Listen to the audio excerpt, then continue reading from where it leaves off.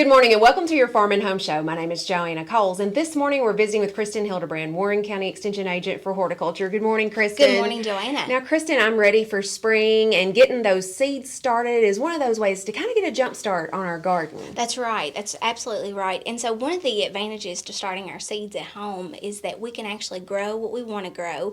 So those heirloom type, plants that we enjoy, we can start those from seeds very easily. Sometimes those are a little bit harder to obtain.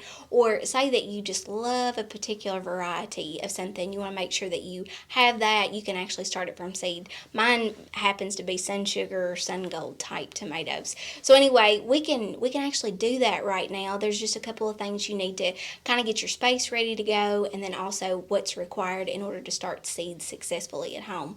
So obviously you need to have that seed ready to go. It's always good to have like markers on hand, some seed markers to actually put in.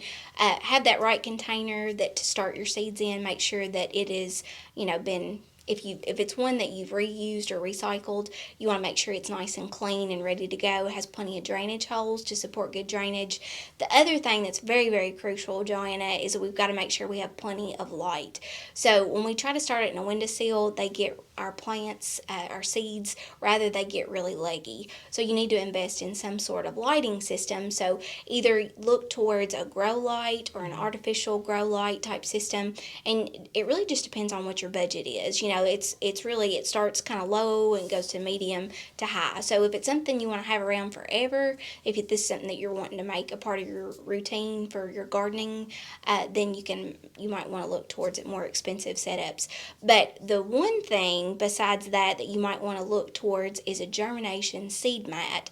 And so I really like that we were able to borrow yours because it's really, really handy. And with a germination seed mat is that you actually stick it underneath your container, and it keeps that root zone a little bit warmer, and then that also increases that germination rate. It gets it started, and depending on certain plants, there's an optimal range for germination as far as temperature goes. Now, generally, we would say you want to stay anywhere from like 60 to 70. But with the plants that we're starting right now, like some of our cold crops and things like that, some of our cabbages and broccolis, and even cantaloupe later on down the season, they like almost 90 plus. So it really just depends on what you're growing. And if you consider a germination mat, again, that germination can be a little quicker. And then whenever you get finished with it, whenever they have germinated, then you can move it off and then start another process with your succession planting and things like that. Now, I will mention that this germination seed mat, it's waterproof, so you don't have to worry about anything like that. That might be a concern if you've never used one before.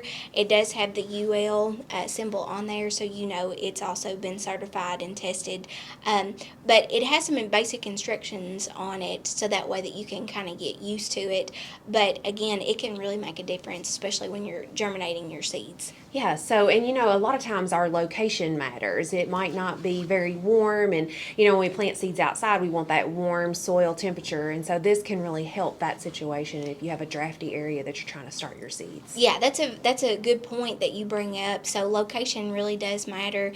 It does recommend, if you're going to use a germination seed mat, that it's kind of an insulated type area. You don't really want it on a cold floor or anything like that. Most of the time, gardeners are going to start either in a cold basement, or even they're going to look towards their garage as an area, because those are pretty ideal for starting seeds. So with that germination seed mat, it also, one of the other benefits to it is that it helps discourage dampening off, and that's a basic disease that we run into with starting seeds, because that environment is really cool and it's wet, but when you have a germination mat that's going to be nice and warm to promote that good root zone development, then you don't even have to worry about it as much. So that's a really good plus. And Kristin, I know people are excited to get started gardening. This is a great way. What resources do we have at the Extension office that can help them out? So we have a home vegetable gardening guide that is very ideal. It kind of gives you a calendar of when to be starting seeds indoors, and they're actually redoing our home vegetable gardening guide, so we can send you a link, and then hopefully when we get those in-house, we can give out those copies later on. All right, Kristin, thanks for the information. And if you have questions about starting seeds, make sure to contact your local Extension office. Thanks for watching and have a great day.